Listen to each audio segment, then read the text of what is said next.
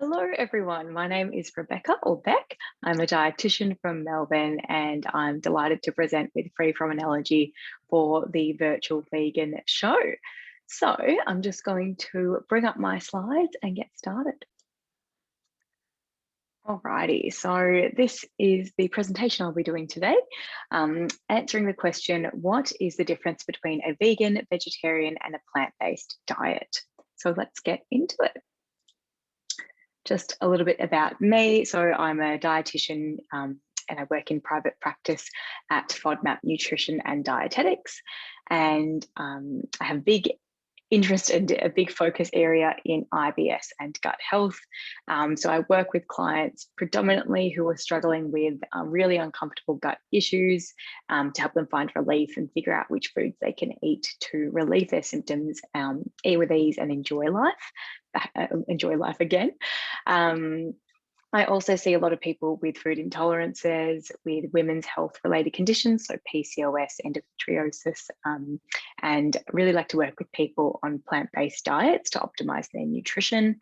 I personally have a big interest in plant-based eating and environmental sustainability, and I really love to cook as well. So that's a big factor in everything I do as well.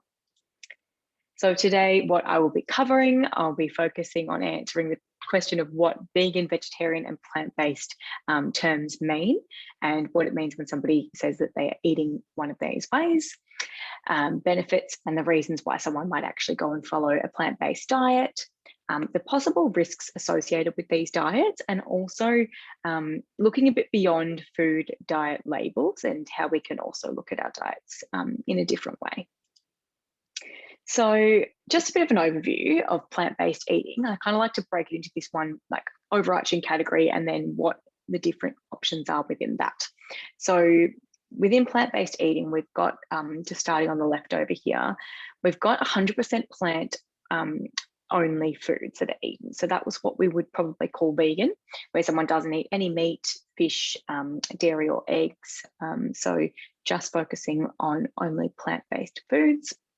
And then we've also got no meat, poultry and fish, but might include things like dairy and eggs, which would be commonly what we call vegetarian.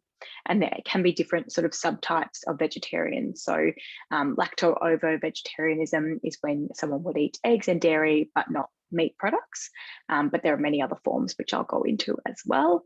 And then we also have eating mostly plants, but without any real off-limits foods. So on the right-hand side here. And this is what we sometimes call plant-forward type eating. It doesn't necessarily restrict meat or restrict any food groups, but the focus is really on mostly plants. And just down the question at the bottom there, can they all be healthy? Yes, they can, but it's just about getting it right and making sure we know what we're doing to manage and make sure we can do each of these diets in a healthy way. So let's start with vegan, just to go into a bit more detail. Okay, so the definition technically of vegan is a practice of not eating or using any kind of plant, any kind of animal-based product. So that would be things like meat, poultry, fish, eggs, cheese, and even things like honey, because they come from bees, and leather, as it's derived from animals as well. So some people might only apply the vegan diet terminology to just what they eat, and others may actually apply it more to their lifestyle, what clothes they wear, what products they buy, and that sort of thing as well. And you probably have seen the vegan certified trademark symbol on food labeling and also probably on other products as well. And then we have just on the other side here, it's kind of cut off at the top there, but dietary swaps. So some things that we might be adjusting on a vegan diet. So plant-based types of proteins or meat alternatives. Now, this is not an exhaustive list by any means, but some basic ones would include things like tofu and tempeh, both made from soybeans. Tempeh is fermented soybean, and tofu is more of like a soybean curd that's set and formed to create a meat-like kind of texture. Lentils and legumes and beans are another protein sources that are commonly used. Milk and dairy alternatives. We've got our plant-based milks, which I'm sure everyone is very well aware of in cafes and coffee shops and in supermarkets everywhere these days. So there's usually plenty of plant-based milk varieties these days to choose from. Plant yogurts, so things like coconut yogurt and soy yogurt, dairy-free cheeses, cashew cheese is sometimes used in place of cheese, nutritional yeast flakes, which are a really cheesy kind of flavour, often used instead of cheese in vegan diets. We've got things like Nuttalex and dairy-free butters, and silken tofu, sometimes used as like a creamy kind of dessert mousse type texture. And then we also have egg alternatives. So you may have heard of a flax egg or a chia egg used in baking, and they are made essentially from ground chia or flax seeds blended with water to create this kind of binding sticky texture, which is what eggs are typically used for. Then we also have aquafaba, which is the canning water in chickpea, in tinned chickpeas, which when you blend it up can turn into this kind of like a whipped egg white consistency. Excuse me. And then we also have silken tofu, which is often used like sometimes as a binding agent as well. And then so vegetarian. So vegetarian eating is the practice of basically abstaining from eating any kind of meat, but it might have different variations. So some people may also abstain from eating eggs or dairies or other products that come from animals. And their different forms of vegetarianism include, so there's lacto-ovo, which we'll jump over to this side, we'll go through each of them.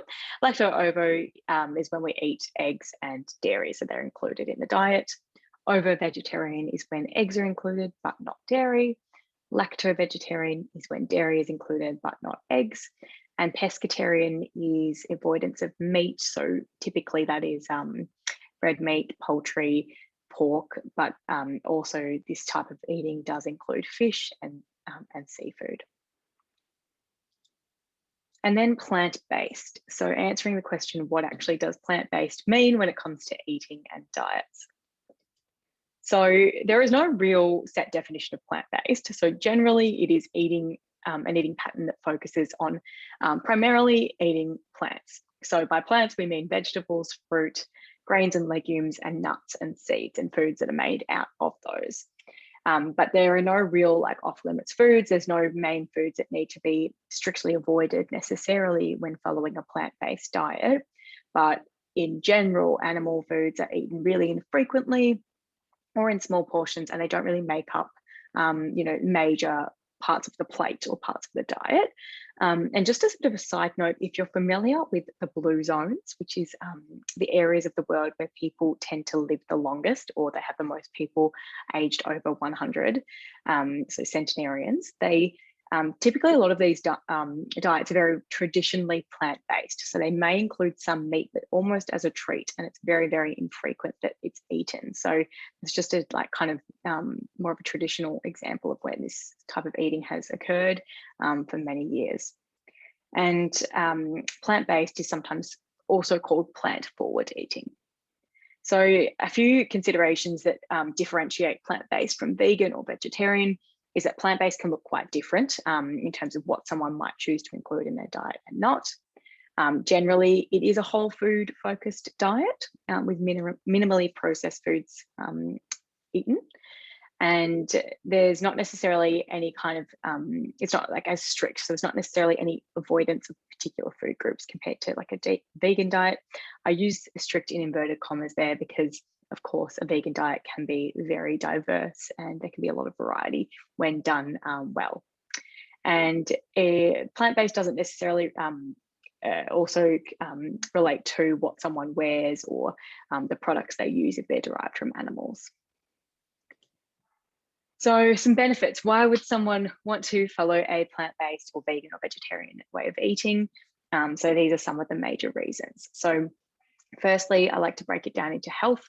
Now, when it comes to health, you can, of course, eat a very limited vegan diet or vegetarian or plant-based diet that might only be, for example, just hot chips, which would not be necessarily great for health because there's not really a lot of variety in nutrition there. However, on the other hand, in general, when eating a wide, diverse variety of food on a plant-based diet, it can help to reduce the risk of chronic diseases. So typically quite a low saturated fat diet and a wide variety of really, really beneficial nutrients, antioxidants, prebiotics, all kinds of things. So this can help to reduce the risk of cardiovascular disease, type 2 diabetes, and cancers. With a good example of this is colon cancer. Then we also have the gut microbiome. So if you've heard of the gut microbiome, or if you haven't, I'll explain it. It is basically a whole family of a whole community of bacteria that live inside our gut. It's not just bacteria, actually. There's other fungi and other kind of microorganisms in there too. And they thrive on a plant-based diet or a diversity of plants in the diet. So this helps to increase the diversity and abundance of these healthy microorganisms in the gut, which can have really good benefits, not only to the gut health, but also to other areas of our body and kind of all over our overall health. And then mental health. So there's a really interesting study done, the SMILES trial that was quite recent, that looked into a more plant predominant type of diet and its effects on depressive symptoms in those with moderate to severe depression. And they found that it could help to reduce these symptoms. So the diet alone had a really positive impact there. Then we also have in the middle here, environmental. I won't go into too much detail on this, but in general, eating a more plant-based diet can help to firstly reduce land and water use, which are really two big factors affecting our population currently, or world. Lowering greenhouse gas emissions is another big one, which is associated with the production of more plants and eating more plant-based foods as compared to animal-based foods, or the production of cattle and sheep and all kinds of or animal foods that we may consume. Limiting food waste or helping to reduce food waste, and reducing the loss of biodiversity as well. And then we have our ethical and religious considerations. So ethics is usually a really big factor in why someone chooses to eat a vegan or vegetarian type of diet. So in the ethical side of things, it's aiming to really minimize harm to animals, so slaughter, pain, cruelty, or exploitation of animals. And in terms of religion, there's a lot of different religions that traditionally follow a vegetarian way of eating based on their traditional religious beliefs and practices. So Hinduism and Buddhism are a couple of examples of those. And just quickly to touch on more that environmental side of things, I thought I would just bring up the Eat Lancet Commission report. So in 2019, the Eat Lancet, which Eat is a global non-profit organisation, and they brought together a whole group of scientists to understand how they could achieve this goal of feeding the future population of nearly 10 billion people by 2050. And they had two major targets they wanted to look at achieving. One is to have a healthy diet globally, and the other was to ensure that there is sustainable food production around the world. So they took into account heaps of considerations, so things like greenhouse gas emissions, the crop and water use, nitrogen and phosphorus applications, and extinction rate of biodiversity loss. And what they came up with was this planetary health diet as one of the main ways we can help to achieve this goal. So a shift from how our population currently eats globally towards this type of eating, which is called, as they've termed it, a flexitarian type of diet, or more of a plant-based type of diet. And I've just realized I've said plate-based there, but that's plant-based. So how this looks in terms of on a plate, as we can see, it's half a plate of non-starchy vegetables, and then it's a section of whole grains as a large component as well. We've got things like starchy vegetables still in there. We've got dairy and animal source proteins have been included, but I suppose the portions to how we would typically eat them in more of a Western type of diet are much more reduced. So it's more of this plant-based type of eating. Plant source protein makes a large part of the plate. and plant oils, which are unsaturated. And then there is some in consideration of added sugars. And then there is also this section here, which did include fruit as well. Now, I will say this is general. This is a general kind of concept that could, take into consideration the whole global population. So it's not going to be like everybody has to eat in this particular way, but it's kind of a goal to head towards as a global community together. So are there risks associated with these diets, vegan, vegetarian, and plant-based? So almost any diet or dietary pattern can have risks of nutrient deficiencies. Even if you do eat meat and you do eat eggs, you do eat dairy, if you're not eating enough of the right foods, you can be at risk of nutrient deficiencies, or if your body's not capable of absorbing nutrients very well for any particular reason. Now, when following a plant-based diet, however, we do restrict certain major food groups, which are really good sources of important nutrients. So meat, eggs, dairy, and fish and seafood are really important food groups for getting in some nutrients. So we have to really take those into account. So I'm not going to go into too much detail because I believe there is a presentation on this particular topic, but a few of the ones I wanted to mention. So iron, B12 or vitamin B12, protein, calcium, omega-3 and iodine, which are both sourced, those two from seafood quite commonly, but there are some plant-based options within them as well. So those who may be more at risk of deficiencies or having health implications or complications from following a plant-based diet would be those who have an existing nutrient deficiency. So iron deficiency anemia is one example of that. Those who are malnourished or immunocompromised or who are underweight, children and elderly, because they do have very specific nutrient requirements. So children are obviously growing and they need to meet their nutrient requirements to achieve healthy growth. And elderly, on the other hand, are at risk more of malnutrition, have high requirements for things like calcium and protein. So we want to make sure that they're able to get enough variety of food in to absorb these nutrients and obtain these nutrients. Also, those with history of or currently in recovery from an eating disorder. There's a lot of food challenging that may be involved with recovery from eating disorders, and that may involve a lot of fear food. So sometimes following a restrictive diet can sort of be a bit of a barrier from full recovery when it comes to eating disorders. So this is something really important to consider too. And people with an existing condition that does require some dietary management. So celiac disease requires a strict 100% gluten-free diet, which already restricts a lot of foods that they can eat. So if you add another layer on top of that, it could be a little bit difficult, particularly if there's factors like finances and how much money you have to spend on food, that sort of thing involved as well. So it's just important to consider, can still certainly be done in the right way. And IBS, I see many clients with IBS who are doing specific diets like the low FODMAP diet. And it's not impossible to do the low FODMAP diet on a vegan diet as well. It's just a lot trickier and a lot harder to get everything you need.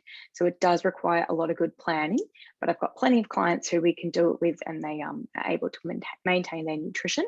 But yes, it does require a lot more knowledge and planning. Because there are a lot of vegan, like plant-based foods that are high in protein, for example, high in iron, that are limited in their portions on the low FODMAP diet. So things like beans, lentils, things like silken tofu, cauliflower, mushrooms, all these kind of foods.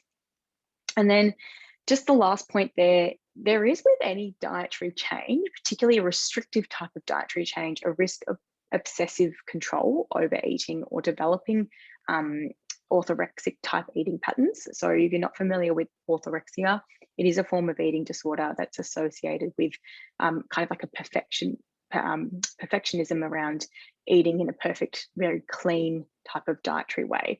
And following a plant-based diet or adjusting the diet may put one at risk if they've got these tendencies of developing more both physical, there can be some physical health effects from this type of eating or this eating disorder, but also some mental health effects as well. So it's really important just to take that into account too.